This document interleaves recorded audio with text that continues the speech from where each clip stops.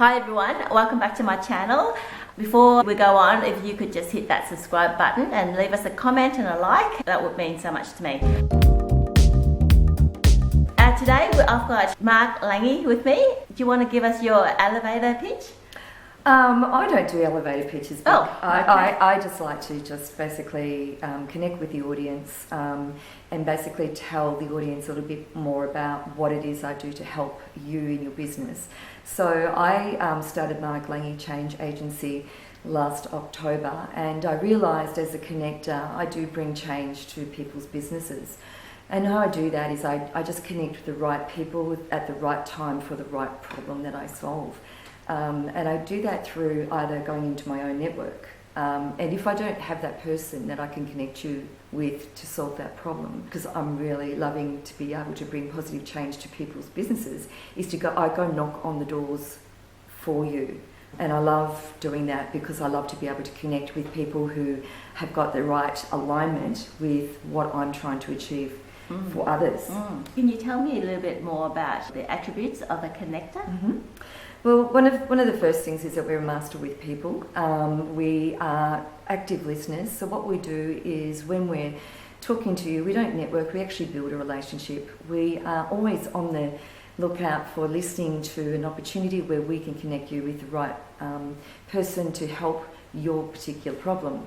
You see, when I'm actually, in a conversation, I'm actually trying to find what it is that you're talking about that is something that I can help you with. And that would be the first thing. The second thing is that we like to deliver results. We're action takers, okay? So we can't help ourselves. We love to negotiate a deal for you, finance sponsorship, find your funding, find your investing, plan your event. We like to be able to, bridge you with the solution through the use of people. I guess the best way to say it is that you're your human lead generator. So how did you realise that you were a connector, or this is what you like, or this is what you're good at? Well, the backstory is that I had to close my business due to a cyber attack, and I was really quite lost, and I didn't know what I was going to do, and I definitely didn't think I was going to open up another business. So what I did is I just basically went into my network, and that's the thing about connectors. We have a strong network who really will be there when you're down and out. And on this particular occasion, one person in my network said, look, I will find 5 people that will give you 1 day's work. And what I found is that by doing the 1 day's work for these people in my network, I was bringing change. And as I was making the change, I was actually bringing a change. I was launching businesses for one. I was getting other people in front of their target market. I was doing so many different things. And then I came across this book called The Tipping Point by Malcolm Gladwell. And he was basically saying in the book that there's 3 rare personalities in our population. And they are connectors, mavens, and salespeople. And connectors create change and impact, and meaningful impact that is, through connecting the right people. And mavens do it through information, and salespeople do it through persuasion. And you can be a little bit of both. Yeah. So in my case, I'm like an information broker as well as a connector with people. So the great thing is that when I'm listening to your business challenge, I'm actually thinking, okay, in my mind, I'm getting context on what your problem is.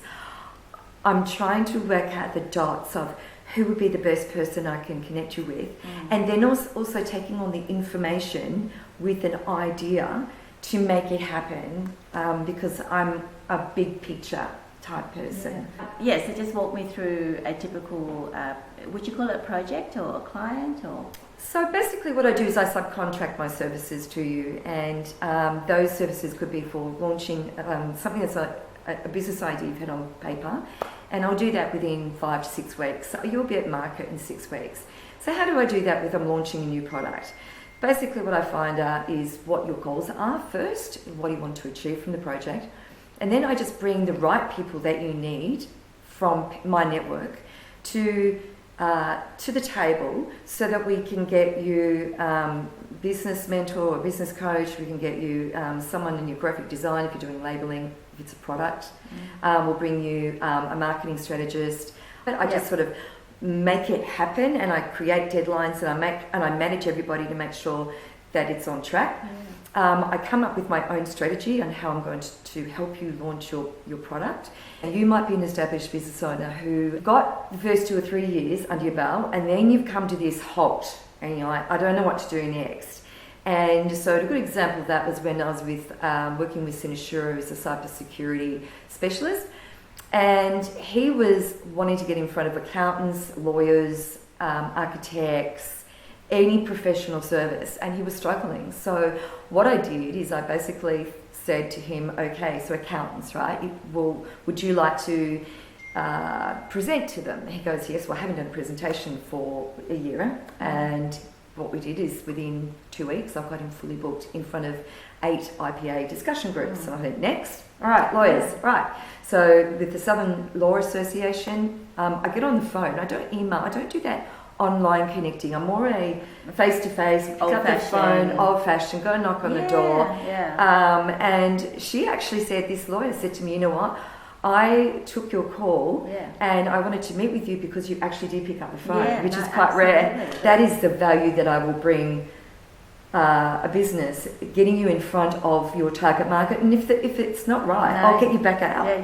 Yeah, and you negotiate as well. I negotiate as well. And I can identify opportunities when people are talking to me. So tell me a bit more about active listening. I mean, you mustn't switch off at all. Yeah, look, active listening, Bic, is all about really being present. Okay, so too many times, like in this interview, for example, you could be listening to me and thinking, oh, I'm going to ask Margaret this next. And what that tends to happen is that you're only half listening because you're actually focusing on what you're going to say next. So the first step of active listening really is about emptying your mind and being totally present. And that means without your ego, and that also means without judgment, and it also means being there with empathy. So the step one of active listening is when I'm in a conversation, when I'm, talking in a meeting with someone or meeting someone or networking or on the phone, I'm basically listening with an empty vessel. Vessel number 2, mirroring, and then I ask the question, is that right? Then I go to the third step, which is validation. So I would say, well, I can imagine that makes sense to me, right? So empathy and validation are the third and fourth steps. So it makes sense to my ears, or that sounds right, I could imagine. Are the phrases you use to validate someone so they know that you get them, right? And then empathy would be, oh, that must be really hard, that must be really tough. Then you've got a connection. So that is basically the active listening part.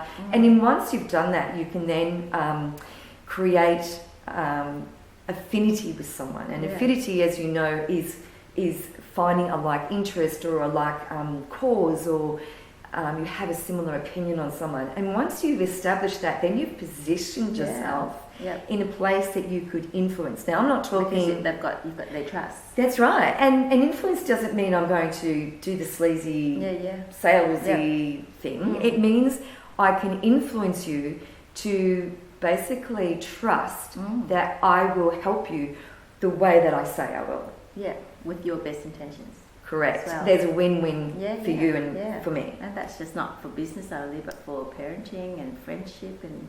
Well, Bic, do you know where I learned it? Your couples counselling. Oh, wow. I've done a lot of personal development, and the one thing that I love so much about the authentic education program I did was all about your ego, because your ego is there to judge.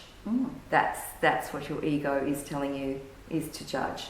And the reason for that is because it's a safety mechanism to protect ourselves, so that in judging someone, you're assessing whether that's safe or not. You're building up the barriers already. That's exactly right. But if you're self-aware and you can catch yourself out, so this particular phrase is smile. Smile often, or be aware often. So smile is when you catch yourself out. Smile means I got why I'm doing it. I can now go into an active listening meeting. I park my ego at the door and I'm present. 9 times out of 10, Bic, people say to me, can I work with you at the end? And I don't ask them. Because of that process. So many bad actors when you go networking, because they're the ones that don't they don't have any warmth with them. They're obviously people who are either experts in their field and they know everything, and they would like you to know that they know everything. Yeah. So they don't have a lot of warmth. They are charming to your face, and basically what they'll do is they will try and convince you that they are here to help you when they're here to help themselves. Yes. And if you're good at human relations and at spotting that, you can spot a bad actor a mile away, and they're going to burn your time, and they're actually going to convince you that you need their business because they're interested in your pocket, not in solving your problem. And they smile, by the way, so you've got to be careful. Right. Yes. Just to finish up, if you are networking, just remember that your weak link is often your strongest link, and they could be an introvert. You know, they aren't necessarily the life of the party or find it easy to small talk. But what they do is they're good listeners, they ask the right questions, and they often know the right person. Yes. They're the key takeaways from this. Perfect. I love that ending. Well, thank you so much for listening, and thank you, Marg, for your time. Thank you. Thank you. Bye.